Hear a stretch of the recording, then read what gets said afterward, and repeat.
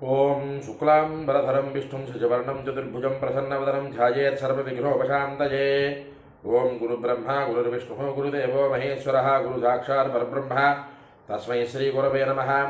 ఓం వ్యాసాయ విష్ణురూపాయ వ్యాసరూపాయ విష్ణవే నమో వై బ్రహ్మనిధయే వాసిష్ఠాయ నమో నమః. ఓం నారాయణం నమస్కృత్య నరం చైవ నరోత్తమం దేవీం సరస్వతీం వ్యాసం తతో జయముదీరయేతు.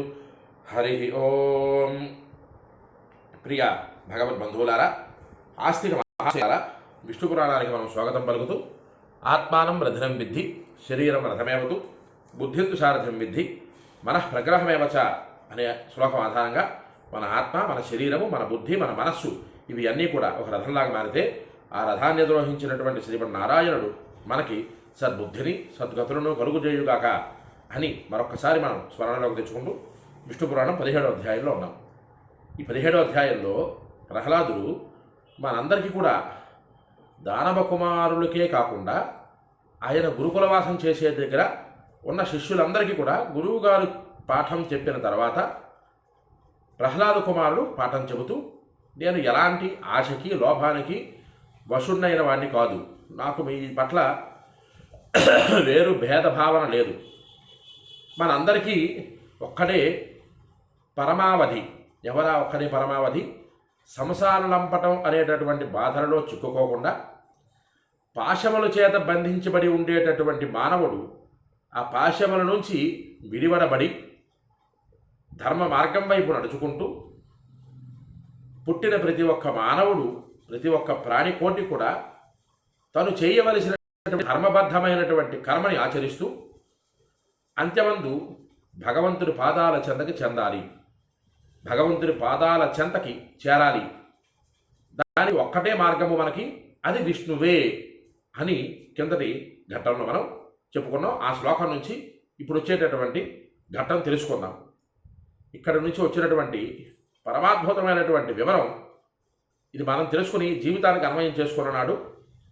విష్ణు పురాణం విన్నందుకు, విష్ణు పురాణం నేను చెప్పినందుకు, మీరు విన్నందుకు ఒక సార్థకత లభిస్తుంది.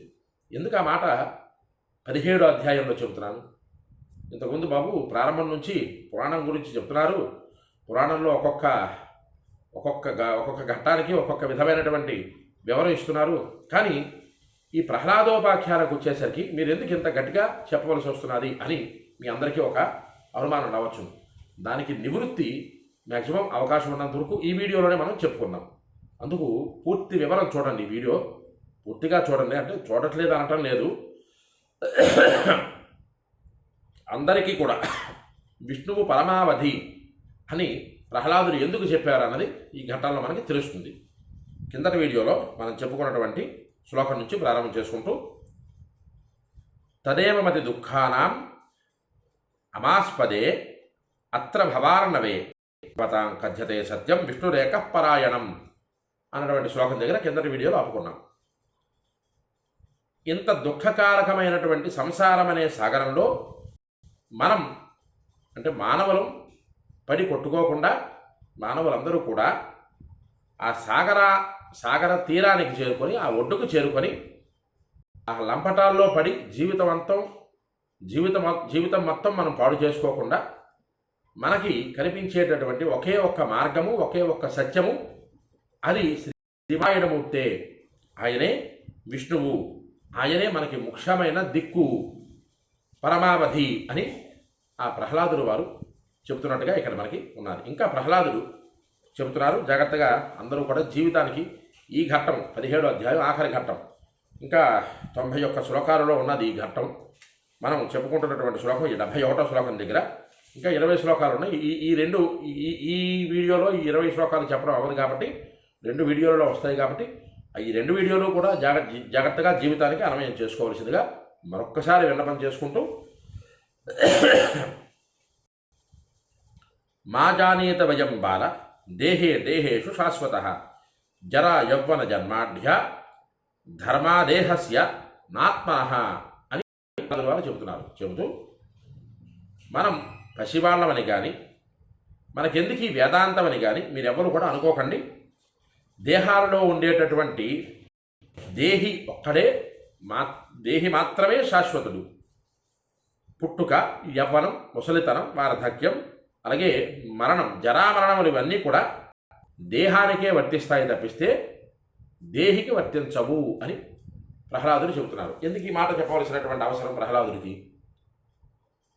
ముఖ్యంగా మనకి చెప్పినటువంటి పురాణకర్తలు ప్రతి ఒక్కరూ కూడా వ్యాస భగవానుడి దగ్గర నుంచి ఈ రోజు వరకు చెప్పేటటువంటి పురాణాలలో ప్రతి ఒక్కరూ కూడా చెప్పేటటువంటిది ఏమిటయ్యా అంటే దేహము అనిత్యము, దేహియే నిత్యము, ఉపాధి అనిత్యము, ఉపాధి అసత్యము, ఉపాధిలో ఉండేటటువంటి ఆత్మ ఒక్కటే సత్యము అని ఇంతమంది మనం చెప్పుకుంటున్నాం కదా. ఈ ఆత్మకి ఇన్నోటి పాశముల చేత భగవంతుడు ఎందుకు బంధించాడు? తండ్రి, తల్లి, సంతానము, వారికి మళ్ళా వివాహము, వారికి సంతానము, ఇంతటి ఇన్ని పాశముల చేత ఈ ఆత్మను ఎందుకు బంధించి ఉంచాడు భగవంతుడు అన్న ఒక్క అనుమానం మనకి ఎక్కడ రావాలి. ఆ అనుమానం వచ్చిన నాడు ఆత్మ వేరు, దేహము వేరు అనేటటువంటి భావన మనకు వస్తుంది. మనలో మనం తర్కించుకోవాలి, ఈ శరీరం, ఈ ఉపాధి భగవంతుడు మనకెందుకు ఇచ్చాడయ్యా అని. పూర్వ జన్మలలో చేసినటువంటి పాపపుణ్యాల ఫలితంగా ఈ జన్మలో ఈ మానవ జన్మ మనకి లభించింది. పూర్వజన్మలో ఎక్కడో ఒక పువ్వు రేకు భగవంతుడి పాదాల చెంత వేశాం కాబట్టే ఈ ఉపాధి మనకి భగవంతుడు ఇచ్చాడు. ఇచ్చినటువంటి ఈ ఉపాధికి భగవంతుడు నువ్వు ఈ రకమైనటువంటి ధర్మార్థ కామ్య మోక్షములనేటటువంటి చతుర్విధాలైనటువంటి పురుషార్థముల యందు నిలబడి అంత్యమందు మోక్ష సామ్రాజ్యాన్ని సముపార్జన చేసుకో అని భగవంతుడు ఇన్ని పాశముల చేత మనకి కట్టి ఉంచితే మనం ఏమిటి చేస్తున్నాం? ఈ రోజులలో పాశములే జీవితానికి పరమావధి అనుకుంటున్నాం తప్పిస్తే పాశముల చేత కట్టబడి ఉన్నటువంటి మనము ఆ పాశములు ఎవరు కట్టారు అన్నది ఆలోచన చేయలేకపోతున్నాం. ఈ పాశములే జీవితానికి పరమావధి అనుకుంటున్నాం.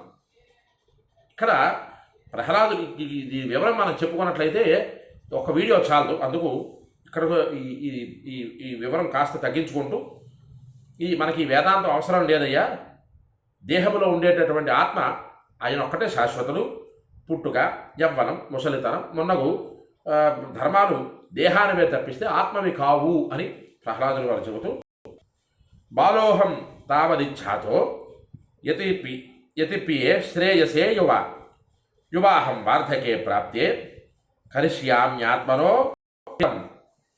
కొందరు నేను పసివాడినని బాలుండని కనుక చిన్నతనంలో ఇష్టం వచ్చినట్లు ఆడుకొని యువకుడినయ్యాక నా శ్రేయస్సు కొరకు ప్రయత్నిస్తానని అనుకుంటారు. మరికొందరు అనుకుంటారు నేను యువకుడని ఈ సందర్భంలో నేను సుఖాన్ని అనుభవించాలి తప్పిస్తే భగవంతుడి కోసం ప్రాకులాడేటటువంటి ప్రాయం వయస్సుది కాదని అనుకుంటారు. మరికొంతమంది ముసలితనం వచ్చిన తర్వాత నా మేలు కొరకు చూచుకుంటానని భావిస్తారు.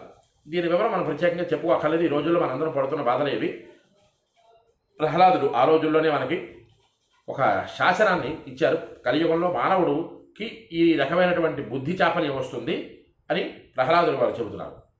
ఎందుకంటే కలి ప్రభావానికి లోనైనటువంటి వారు అందరం కూడా చిన్నతనం, తెలియనటువంటి తనంలో మన శ్రేయస్సు కోసం ఈ ఉపాధిని విడిచిపెట్టి లోపల ఉండేటటువంటి ఆ దేహి తాలూకా శ్రేయస్సు కోసం చేసేటటువంటి ప్రాకులాడేటటువంటి పరిస్థితి, అంత జ్ఞానము మనకి చిన్నతనంలో ఉండదు. యవ్వనానికి వచ్చేసరికి యవ్వనంలో సుఖ సంతోషాదులు అనుభవించాలనే తాపత్రయం తప్ప భగవంతుడిని ప్రార్థించాలి అనే ఆలోచన రాదు.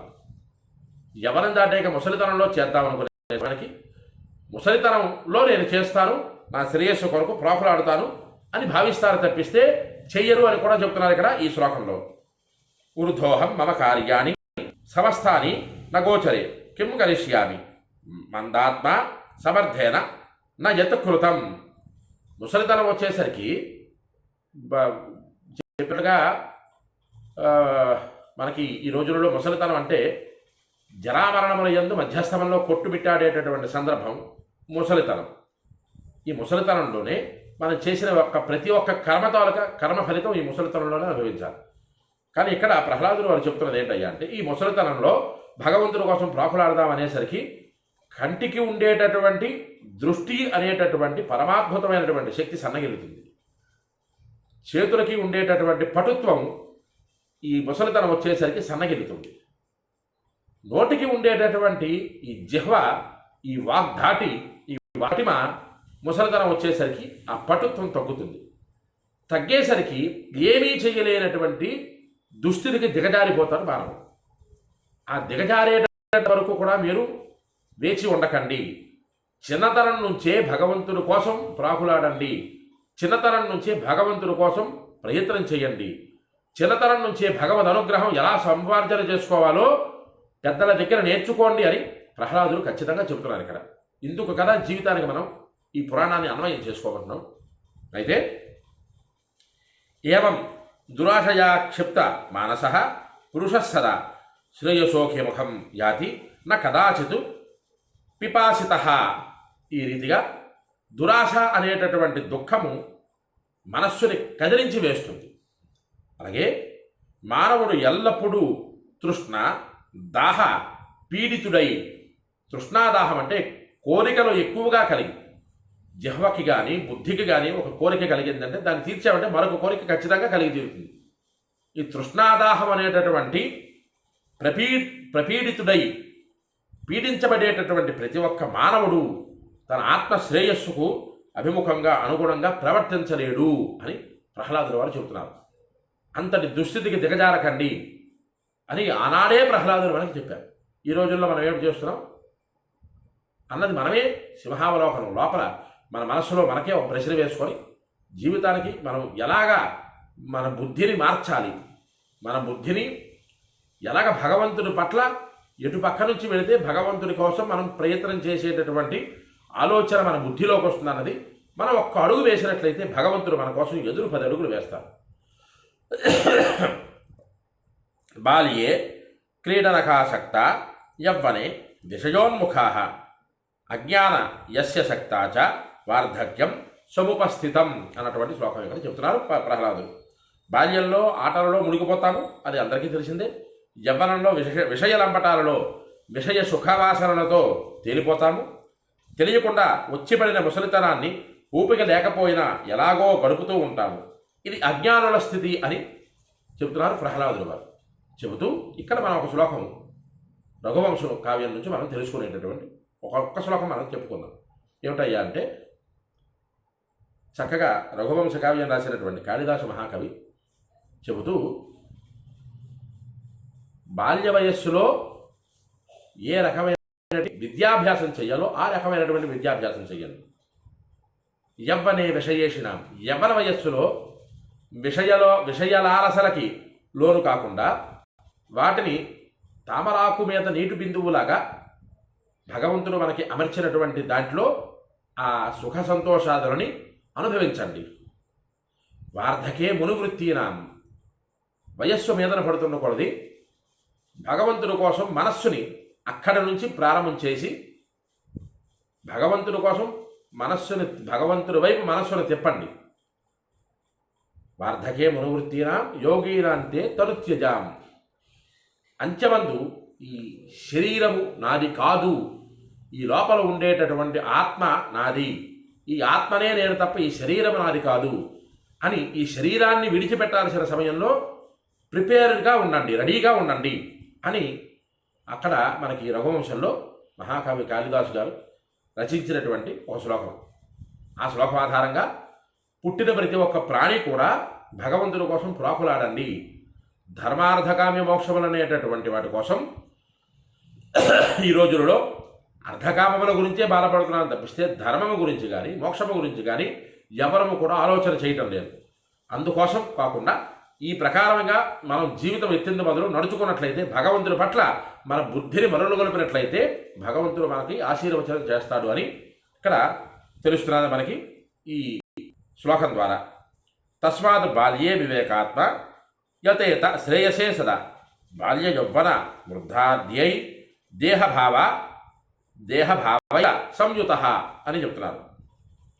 జ్ఞాని అయిన వాడు చిన్నతనం నుంచి, పసితనం నుంచి, యుక్త వయస్సు నుంచి అలాగే ముసలితనం వరకు కూడా శరీరం విడిచిపెట్టినంత వరకు కూడా భగవంతుడి కోసం ప్రాకులాడేటటువంటి వాడిని జ్ఞానవంతుడు అంటారు.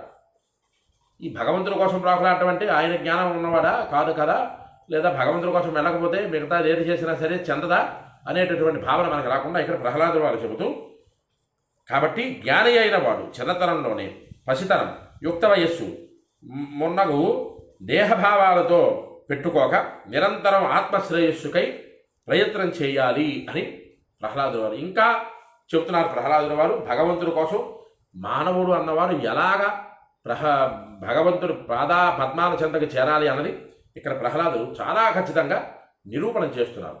ఇక్కడ నుంచి ఈ ఘట్టం దగ్గర ఇక్కడ ఈ శ్లోకంతో ఆపుకుంది. ఇక్కడ నుంచి వచ్చినటువంటి ఎదర ఘట్టం అసలు విష్ణు అంటే ఏమిటి, విష్ణుమూర్తి తాలూకా ఆశీర్వాదం ఎలా ఉంటుంది అన్నది ఇక్కడ ప్రహ్లాదుడు వారు చెబుతున్నారు. దానికోసం మనం ఏమిటి చేయాలో ఈ 17వ అధ్యాయంలోనే చెబుతున్నారు. అంతవరకు కూడా ఈ వీడియోని చక్కగా ఫాలో అవుతూ ఉండండి. ఎవరికైతే వీడియో నచ్చుతుందో వారు లైక్ చేయండి, షేర్ చేయండి, మీ అమూల్యమైన మాటలను కామెంట్ రూపంలో పంపించండి. అలాగే విష్ణు పురాణాన్ని మీరు వినండి, తరించండి, 10 మంది చేత వినింపజేసి తరింపజేయండి. హరి ఓం స్వస్తి.